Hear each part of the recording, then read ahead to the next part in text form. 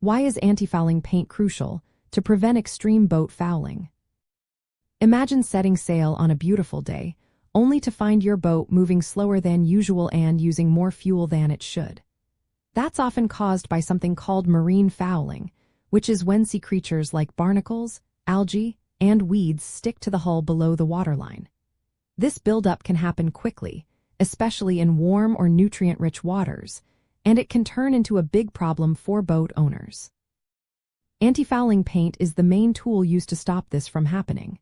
It works by releasing tiny amounts of biocides, usually copper-based compounds, that kill or stop marine organisms from attaching to the hull. There are two main types of anti-fouling paints. One is called ablative or self-polishing paint.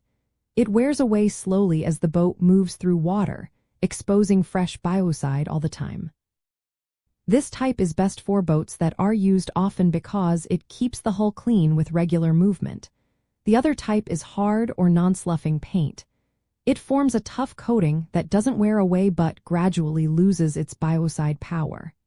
This kind needs to be reapplied every 1 to 3 years, depending on water conditions and boat use. Applying anti-fouling paint during regular hull maintenance is very important. It keeps the boat running smoothly by maintaining speed and fuel efficiency. When the hull is clean, the boat faces less water resistance, so the engine doesn't have to work as hard. This saves money on fuel and reduces wear and tear on the engine. Heavy fouling can also add weight, which can strain the boat's structure and equipment. Without anti-fouling paint, fouling can cause costly repairs, shorten the life of the hull, and make cleaning more difficult and time-consuming. Choosing the right anti-fouling paint depends on how often you use your boat and where you keep it.